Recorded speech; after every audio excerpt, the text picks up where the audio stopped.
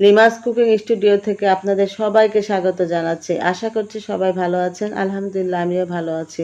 কুরবানি ঈদে আমাদের প্রচুর মাংস থাকে, তো আপনারা চাইলে এই আচারটা তৈরি করে নিতে পারবেন। আর এই আচার পোলাও, বিরিয়ানি, খিচুড়ি সব খাবারের সাথে খেতে পারবেন।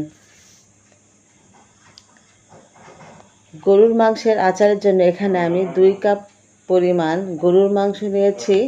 হাড় এবং চর্বি ছাড়া মাংস নিয়েছি এবং ছোট ছোট স্কোয়ার সাইজ করে আমি কেটে নিয়েছি। স্বাদ মতো লবণ দিয়ে দিচ্ছি, 1 চা চামচ আদা বাটা, 1 চা চামচ রসুন বাটা, 1 চা চামচ হলুদ পাউডার, 1 চা চামচ মরিচের পাউডার,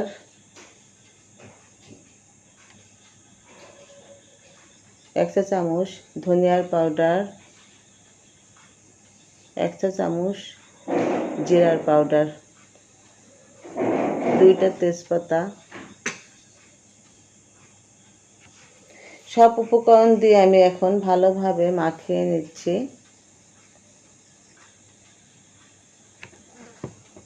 এটা খুব ভালোভাবে মাখিয়ে নিতে হবে। ভালোভাবে মাখানো হয়ে গেলে এ পর্যায়ে আমি এখন 2 কাপ পরিমাপ পানি দিয়ে দিচ্ছি। এখন আমি ঢেকে দিয়ে মিডিয়াম আঁচে সিদ্ধ করে নেব যতক্ষণ না মাংস ভালোভাবে সিদ্ধ হয়ে যায়। তারপর মাংসের পানি খুব ভালোভাবে শুকিয়ে নিতে হবে। কোনো প্রকারে যেন মাংসতে পানি না থাকে। আমি এখন একটা উঠিয়ে দেখিয়ে দিচ্ছি।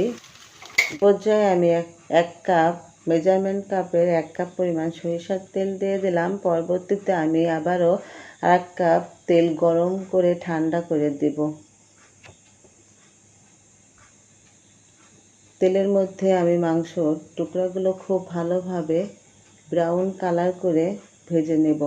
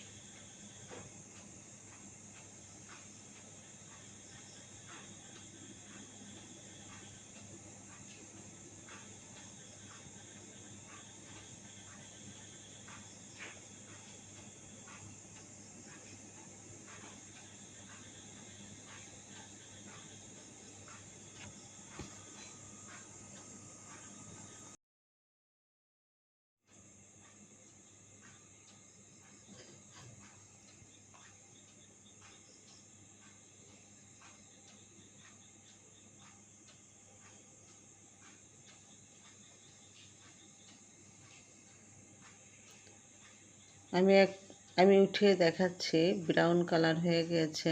আপনারা দেখেন, তার মানে মাংসটা আমার ভাজা হয়ে গেছে।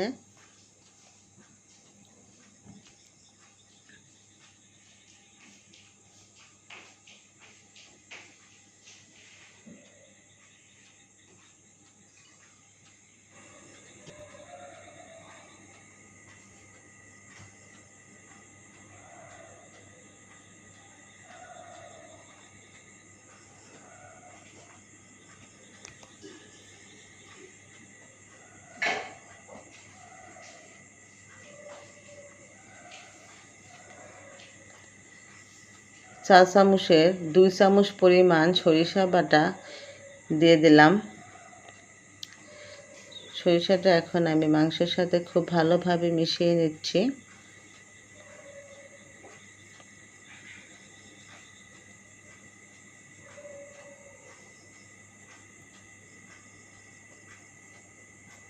ফ্রাই প্যান, আরেকটা চুলায় আমি ফ্রাই প্যান বসিয়ে দিলাম। ফ্রাই প্যান আমার গরম হয়ে আসছে। আর এ পর্যায়ে আমি 1/4 কাপ সরিষার তেল দিয়ে দিলাম। তেল আমার গরম হয়ে আসছে। গরম তেলের মধ্যে 1 চা চামচ সাদা জিরা, 1 চা চামচ পাঁচফোড়ন,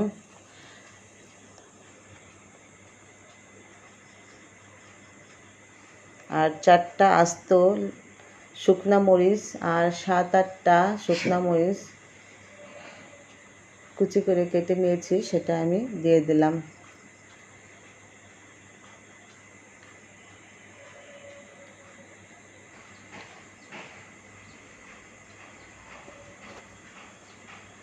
একটু নাড়াচাড়া করে নেওয়ার পরে এ পর্যায়ে আমি 1 কাপ পরিমাণ রসুন দিয়ে দিলাম।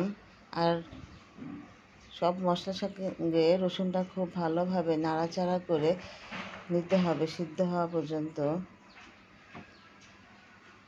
রসুনটা সিদ্ধ হয়ে গেছে, তার মানে আমার বাগারের সব উপকরণগুলা ভাজা হয়ে গেছে মনে করে নিতে হবে। এখন বাগারের সব উপকরণগুলো আমি আচারের মাংসের ভিতরে দিয়ে দিচ্ছি, দিয়ে খুব ভালোভাবে নাড়াচাড়া করে নেব।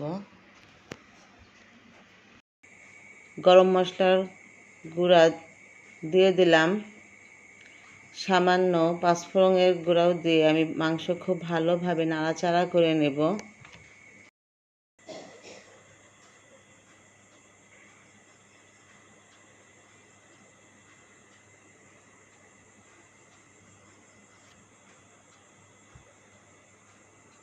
ভিনেগার, সাদা ভিনেগার দিয়ে দিচ্ছি 1 টেবিল চামচ পরিমাণ।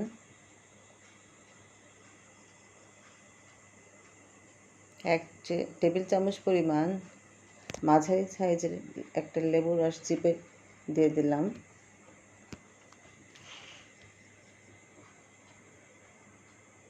সামান্য পরিমাণে চিনি দিয়ে দিলাম। আচারটা হবে টক ঝাল মিষ্টি।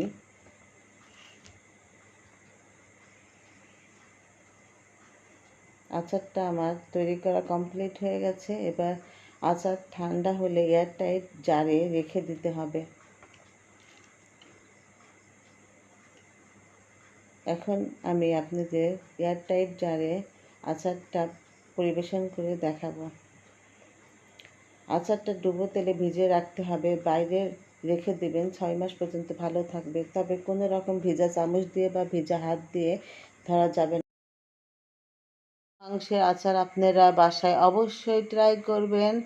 আর আমার চ্যানেলটি সাবস্ক্রাইব, লাইক, শেয়ার দিবেন।